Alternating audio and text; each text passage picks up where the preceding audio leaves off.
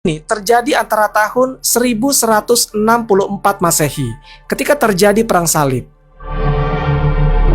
Para penguasa Eropa ketika itu mengutus dua orang untuk berpura-pura menyamar sebagai jemaah haji dari Andalusia. Ketika mereka sampai di Madinah, kedua orang ini mengintai areal makam Nabi SAW dan akhirnya mereka putuskan untuk menyewa sebuah rumah yang berada di sekitaran Masjid Nabawi. Metode pencurian jasad Rasulullah SAW ini, dari rumah yang kedua orang ini sewa itu, mereka menggali lubang selama berhari-hari hingga membentuk sebuah terowongan, dan terowongan ini mengarah kepada makam Nabi SAW. Namun, pertolongan Allah Subhanahu wa Ta'ala datang melalui seorang raja penguasa Mesir yang soleh yang bernama Sultan Nuruddin Mahmud bin Zangki. Ketika malam hari, Sultan Mahmud bermimpi dalam tidurnya bertemu dengan Rasulullah SAW. Di dalam mimpi itu, Nabi SAW menunjukkan dua wajah seseorang dan Rasulullah SAW berkata, "Wahai Mahmud, tolonglah aku dari kedua orang ini." Lalu Sultan Mahmud terbangun dari tidurnya, lantas ia mengambil wudhu dan menjalankan sholat malam, kemudian beliau kembali tidur. Dan di tidurnya yang kedua ini, Sultan Mahmud memimpikan hal yang sama. Singkat cerita, mimpi yang sama datang ketiga kalinya. Karena merasa ada yang janggal, keesokan paginya, ia bercerita kepada para menterinya perihal mimpi tersebut. Karena merasa ada yang tidak beres di Madinah, akhirnya sang sultan pun menuju ke Madinah dan membawa 1000 pasukan serta harta yang dimilikinya.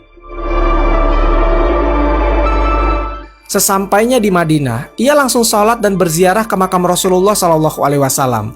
Lalu, ia membagikan harta yang dimilikinya kepada penduduk dan peziarah yang berkumpul. Hal ini dilakukan dengan harapan ia dapat bertemu dengan dua orang Eropa yang wajahnya ia kenali dalam mimpinya tersebut. Namun dalam kerumunan ini, sang sultan tidak melihat adanya dua orang yang ada di dalam mimpinya itu. Akhirnya ia berkata kepada masyarakat, "Apakah ada di antara kalian yang belum mendapatkan hadiah?" Maka salah satu dari masyarakat ada yang menjawab. Ia berkata, "Wahai Sultan Mahmud, ada dua orang jamaah haji yang belum mendapatkan hadiah. Mereka adalah orang asing yang bukan berasal dari Arab. Kedua orang ini adalah orang soleh dan kaya raya, dan sepertinya mereka dirasa tidak perlu mendapatkan hadiah." Mendengar hal itu, Sultan Mahmud memerintahkan agar kedua orang itu menghadap kepadanya. Ketika dilihat, ternyata dua orang tersebut mirip dengan yang ada di dalam mimpinya. Lalu Sultan Mahmud menginterogasi kedua orang ini. Lantas mereka memberikan pernyataan yang berbelit-belit. Akhirnya Sultan Mahmud bersama pasukannya datang ke rumah yang kedua orang ini tempati. Dan didapati di sana, Sultan Mahmud temui sebuah pintu kayu yang tertutup oleh karpet permadani usang. Ternyata pintu itu adalah galian terowongan untuk mencuri jasad Nabi Muhammad SAW. Dan hanya butuh 2 hari lagi digali, terowongan itu akan sampai kepada jasad Rasulullah SAW.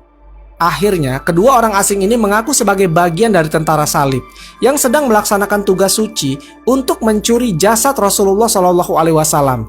Dan pada akhirnya, keduanya dihukum mati.